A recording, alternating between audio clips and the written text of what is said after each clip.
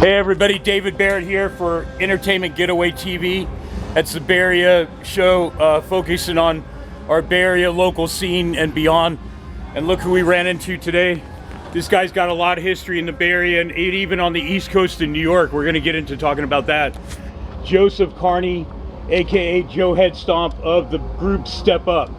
Hardcore crossover in the Bay Area, been going for a while. You guys just played the Grinch Fest.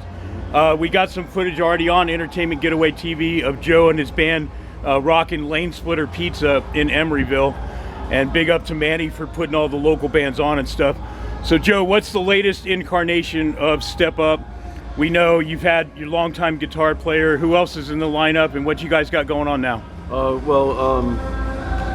We got Scotty Up is the original. Scotty Up. He's the original guitar player. Me and him started it.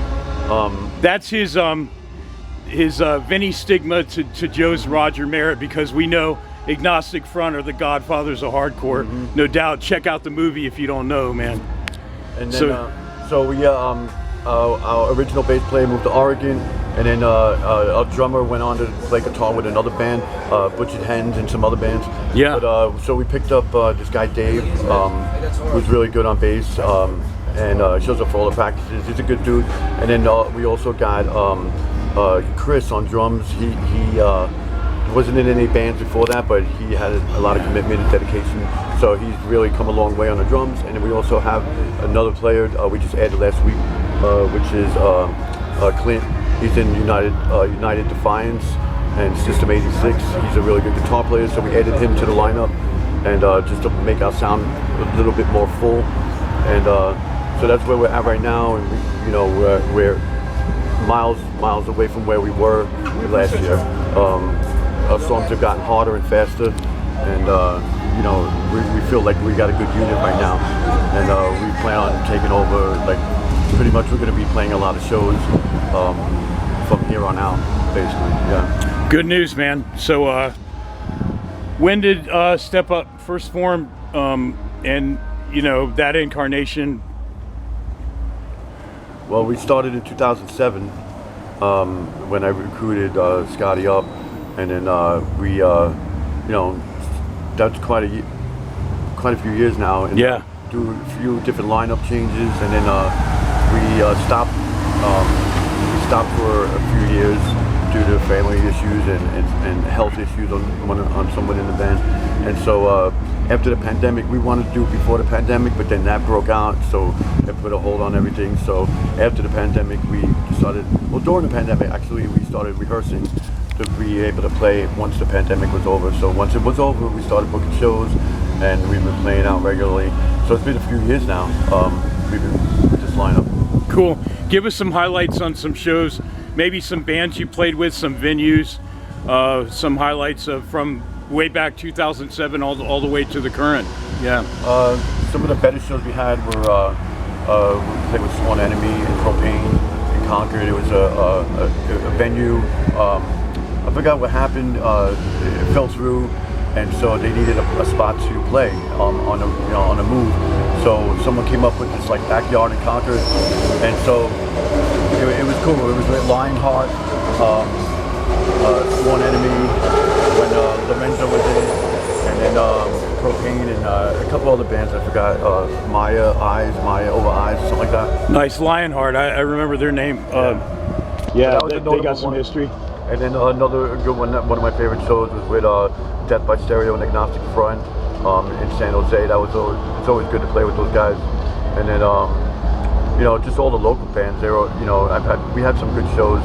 This is a good Grinch Fest. Has been a good show for us. We just like to play. I mean, we pretty much play anywhere. We play in the damn closet, or in the bathroom. We don't care as long as we get to do our thing.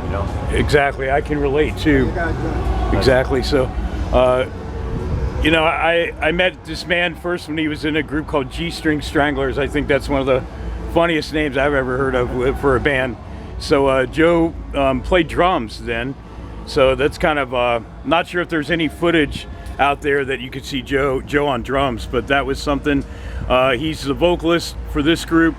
Any recordings people can hear, direct them to maybe Facebook, Instagram, YouTube of recordings studio or any live stuff so people can get back to you on the interwebs there? Yeah, we have an Instagram page and Facebook is Step Up Hardcore, all one word, and then we have a Reverb Nation page, which would be Step Up S.F.H.C. which is short for San Francisco Hardcore. That would be at Reverb Nation. So Step Up SFHC at ReverbNation.com. Cool, man. That's where our music is at right now. We'll be putting up stuff.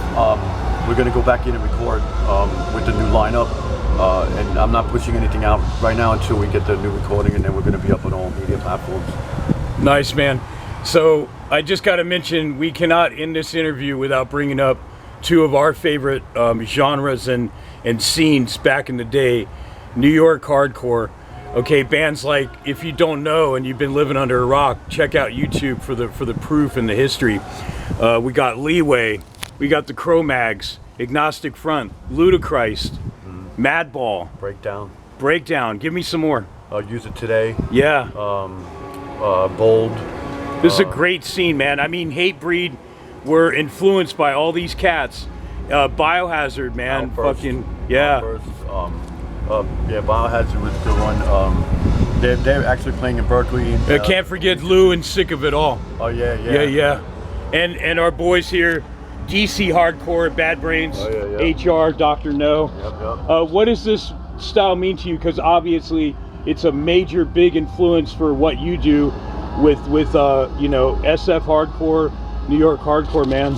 You know, give it to the people, like the blood, sweat, and tears from fucking New York Hardcore, brother. Yeah, I mean, it started back in Queens, you know, Sick of It All, and Leeway, and Murphy's Law, and, you know, just, it's embedded in me, you know. I grew up with surrounding those people, going to CBGB matinees back when I was younger, and it's what I know. You know, I'm a person of the streets. You know, I'm not a suburban kid. I grew up on the streets, and that's music for the streets. You know, and so I embraced it, and the people in the scene at the time embraced me, and so it was a match made in heaven. So I rolled with it, and then, you know, just seeing all the bands and hearing them over the years, it's really influenced my writing style, and especially like Sheer Terror and Breakdown and Cro-Mags and Madball. Those mainly are bigger influences. You know? He's keeping the torch lit for all those bands that, a lot of them are still around. In case y'all don't know, there's a movie about Harley Flanagan.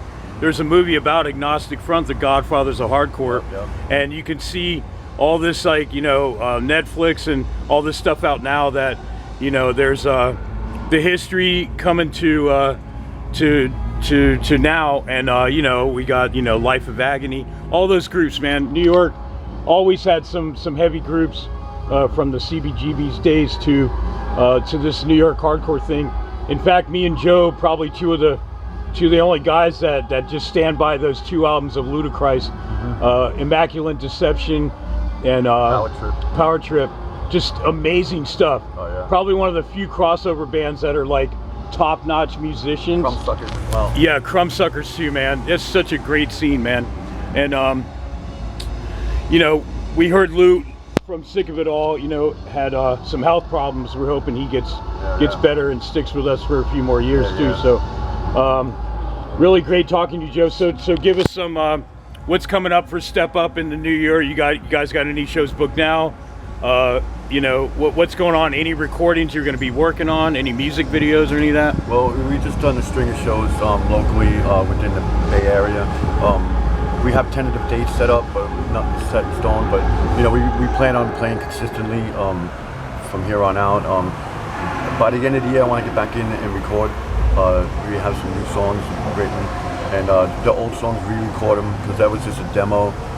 We want to put those on an album LP, and then so we plan on doing that before the end of the year. And so by the second month of 26, we want to be able to put the music out there. I don't want to put out the old music with the old guys in it.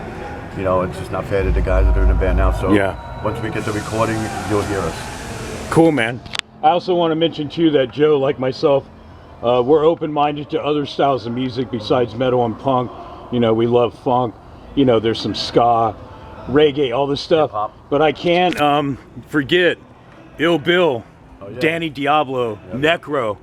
Give me and the people out there, in case they don't know, again, if they're living under a rock, what influenced you with guys like Necro, Ill Bill, Danny Diablo, La Coca Nostra? We can't forget them, man. You know, Danny Boy, and all those cats, man. I mean, what kind of world is that influences you in the crossover thing too, man? It's because they're all hardcore, you know. And they're street kids too, no doubt. Yeah, maybe under the a hip hop label or so, but they're all hardcore. You know, it's just hardcore, but with a different style. And Necro and Ill Bill, they used to be in thrash bands back in the day. So there's the connection there too. I think it was called Injustice. I think exactly. Yeah. Yeah.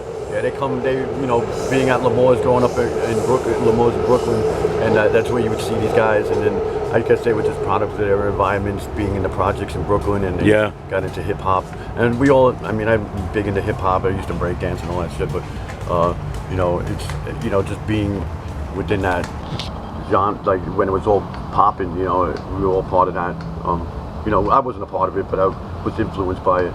And, and I, you know, for sure.